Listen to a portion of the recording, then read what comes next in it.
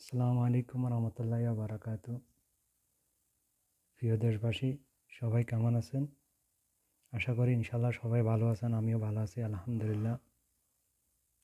যে আমি আমাদের সবার আপনাদের সবার উদ্দেশ্যে আমি আমার কিছু কথা বলতে চাই। যে আমরা সবাই তো ভুক্তভোগী। কেন এই কথাটা বলছি? আমাদের দেশের মধ্যে যার যার যে হিসাবে যত জায়গা জমিন আছে সবাই আমরা বছর বছর সরকারে ট্যাক্স দিতে হয়। আর এই ট্যাক্স দিতে গিয়ে আমরা অনেক ভুক্তভোগী বলে, কেননা যদি সরকারি হিসাবে আমাদের বছরে জায়গা জমিনের হিসাব আসে কারোগো 2,000, কারোগো 5,000, কারোগো 7,000, কিন্তু ওইখানেও আমরা বাড়তি টাকা দিতে হয়, তার ঘুষ। ঘুষ যদি না দিই, ওনারা যে ট্যাক্স পাইছি হিসাবে সরকারি খাতার মধ্যে লিখবে, ওইটা পেপার সাইন করে দিবে না। তো এটা তো অনেক খারাপ জিনিস যে ঘুষ বাণিজ্য চলে। কারণ আগে যারা আছিল তারাও এই খাত থেকে, ভূমি খাত থেকে কোটি কোটি টাকা লুট করে নিয়ে গেছে। তাহলে ওনারা তো নিয়ে গেছে, যারা নিচে আছে তারা কি অবস্থা করছে। তাই আমি হয়তো ঘর নিয়ে কথা বলতে আইসা 2-3টা কথা এদিকে বলতে হয়েছে, দুঃখিত। কারণ আমিও চাই যে বাংলাদেশের মধ্যে দুর্নীতি বন্ধ হোক, দুর্নীতিমুক্ত বাংলাদেশ চাই। কারণ আমরা পৃথিবীতে বেশি দিন কেউ থাকবে না। আমি, আপনি, এই সেই যে কোনো মুহূর্তে আমরা মারা যাবো। তো আমার মতো সাধারণ মানুষ যারা আছে তারা যেন হয়রানির শিকার না হয়। সরকার যেন আমাদের এগুলো নিয়ে তদারকি করে, যে সরকারি যে ট্যাক্স আছে উনি যেন সুন্দর মতো আমাদের ট্যাক্সগুলো জাগা জমিনের। কিন্তু মূল কথা হচ্ছে, জাগা জমিনের আমরা যে পয়সাগুলো সরকারকে ট্যাক্স দিতেছি, তাহলে আমরা ঘরের ট্যাক্স কেন দেব প্রতি বছর বছর? আমি কথাটা বলতে হচ্ছে এ কারণে, প্রতি বছর বছর যে ট্যাক্সটা আসে, যে আমাদের গ্রাম অঞ্চলে ইটের ঘর হচ্ছে 500 টাকা এবং টিনের ঘর হচ্ছে মনে হয় 300 টাকা। আচ্ছা, এই ট্যাক্সটা কেন দেব আমরা প্রতি বছর? এই ট্যাক্সটা দিতে হয়। আর এই ট্যাক্স যদি না দেয় কেউ, দেখা যায় কি তার সন্তান পড়ালেখা করতেছে, কিংবা সে অন্য কোনো কাজের জন্য কিংবা বিদেশের জন্য একটা সার্টিফিকেট দরকার হয়েছে, ওরা ওইখান থেকে দেবে না। ওরা বলে যে হোল্ডিং ট্যাক্সের কাগজ দেখান। আচ্ছা, ঠিক আছে। হোল্ডিং ট্যাক্সের কাগজ না দেখাইতে পারলে ওনারা সার্টিফিকেট দেবে না চেয়ারম্যানের।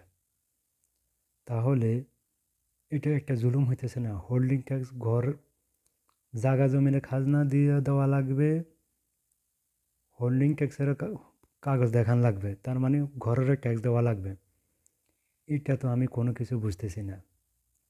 দেখেন, আমরা যখন ঘর বানাই, ঘর বানানি বেলা সরকার কি আমাদেরকে ট্যাক্স দিতেছে? আমরা তো নিজেদের পকেটে টাকা খরচ করি, নিজেদের ঘর করি। তো সরকার আমাদেরকে কি দিতেছে? তাহলে সরকার কেন এই ট্যাক্সটা নেবে? এটা তো আমি বুঝতেছি না। এটা নিয়ে আমি অলরেডি বাংলাদেশে প্রতিবাদ করছি, কিন্তু মানুষ তো এত চিন্তা ভাবনা করে না, সবাই যা যারিয়া নাপছে। বাংলাদেশের মানুষ, আল্লাহ তুমি মাফ করিও, যেদিকে একবার ছুটে ওই দিকে ছুটে। কিন্তু এই জিনিসটা নিয়ে কেউ কথা বলে না। আমার মনে হয় যে সারা বাংলাদেশের ভিতরে শুধু আমি একটা অসহায় বলা এই ঘরের ট্যাক্স নিয়ে কথা বলতেছি বারবার। তাহলে আমি চাই যে এই ঘরের ট্যাক্সটা বন্ধ হোক। কিন্তু সরকার এই ঘরের ট্যাক্সটা নিয়ে কি সরকার পাইতেছে কি না এটা আমি জানি না।